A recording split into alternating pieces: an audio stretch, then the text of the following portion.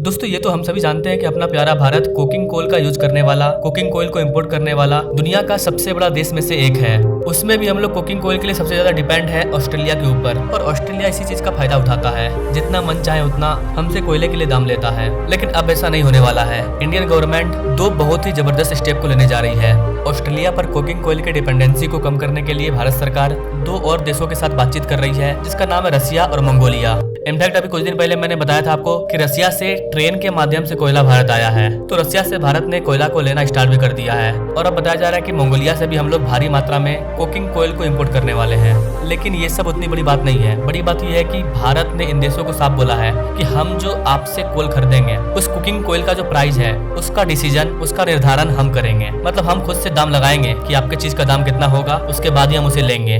ये यहाँ पर बड़ी बात है। ये भारत के जियोपॉलिटिक्स के पावर को दिखाता है कि आपके चीज को कितने दाम में लेना है वो हम तय करेंगे। आइए बात करते हैं ऐसा कैसे हुआ, आखिर भारत ने यहाँ पर ऐसा क्या किया कि ये दोनों देश राजी हो गए कि चीज आपका लेकिन दाम हमारा होगा, तभी हम आपसे चीजों को इंपोर्ट करेंगे।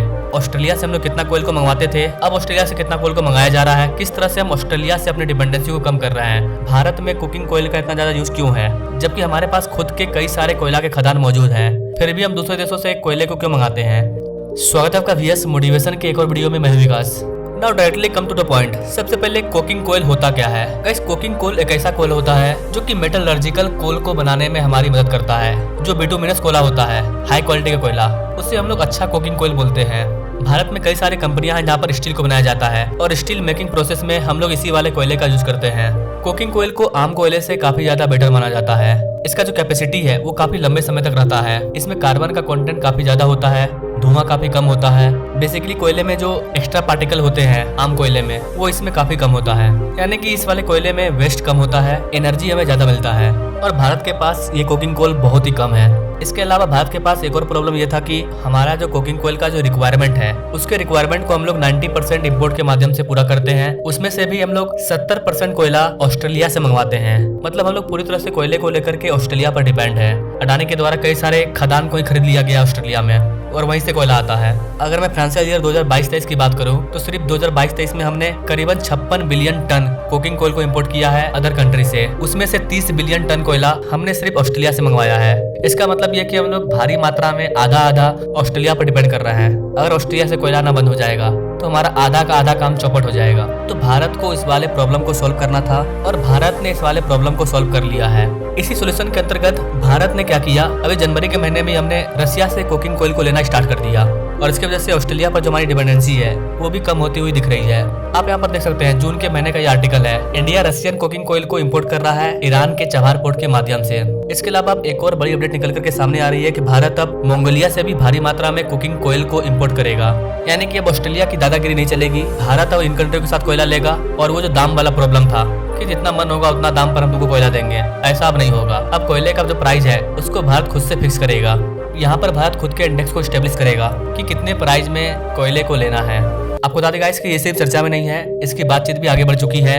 मंगोलिया से हम लोग 3 लाख टन कोयले को लेने वाले हैं, वो भी अगले मात्र 3 से 6 महीने के अंदर। अब यहाँ पर आप थोड़ा सा रास्ता देख लीजिए कि मंगोलिया से कोयला कैसे आएगा, मंगोलिया कहाँ पर है ना। यहाँ पर आप देख पाओगे ये है वर्ल्ड, और इस वर्ल्ड में है अपना प्यारा भारत। मंगोलिया बहुत ही बीच में है, इस समुद्र के इलाके को टच नहीं करता है। ऊपर रसिया है, नीचे चाइना है, और बीच में है मंगोलिया। तो यहाँ से जो कोयला है वो निकल करके पहले जाएगा रसिया।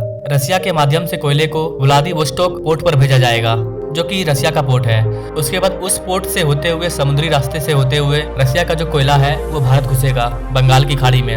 रसिया के इस वाले कॉरिडोर से लेकर के हमारा जो चेन्नई में पोर्ट है वहां तक हम इस वाले कोयले को लेकर के आएंगे। तो ये रास्ता है जहाँ से मंगोलिया से कोयला भारत आएगा। इसके अलावा रसिया वाला रास्ता तो आप सभी जानते हैं। अभी इस वाले वीडियो मैंने आपको बताया था कि किस तरह से ट्रेन के माध्यम से रसिया से कोयला भारत आ चुका है। तो इन दोनों देश के साथ डील करने के बाद भारत का जो कोयले का जो डिपेंडेंसी है ऑस्ट्रेलिया पर, वो कम हो जाएगा। सबसे बड़ा चीज यहाँ पर क्या हुआ कि अब तक क्या होता था कि अगर हम किसी देश से लोहा मंगा रहे हैं, कोयला मंगा रहे हैं, तेल मंगा रहे हैं, उसको 2 ग्लोबल इंडेक्स के द्वारा हैंडल किया जाता था कि कौन सा देश किस प्राइस पर इन चीजों को बेचेगा।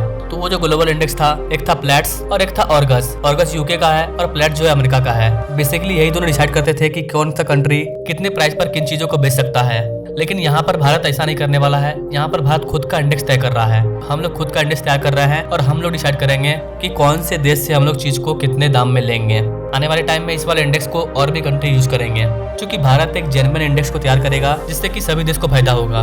तो भारत अब बदल रहा है, भारत अब खुद का ग्लोबल इंडेक्स तैयार कर रहा है। अब हम दूसरे देशों पर डिपेंड नहीं होने वाले हैं। किस चीज को कितने प्राइस में लेना है ये हम तय करेंगे, ग्लोबल इंडेक्स से हमें कोई मतलब नहीं है, क्योंकि वहाँ पर अमेरिका का राज चलता है, यूके का। अब ऐसा बात नहीं करने वाला है, हम अपने अकॉर्डिंग चलने वाले हैं। तो गैस ये थी वो बड़ी अपडेट जहाँ पर हमने देखा कि कैसे भारत कोयले के लिए अलग अलग देशों को चुन रहा है ताकि हम ऑस्ट्रेलिया से अपनी निर्भरता को कम कर सके और सस्ते दामों में कोयले को खरीद सके।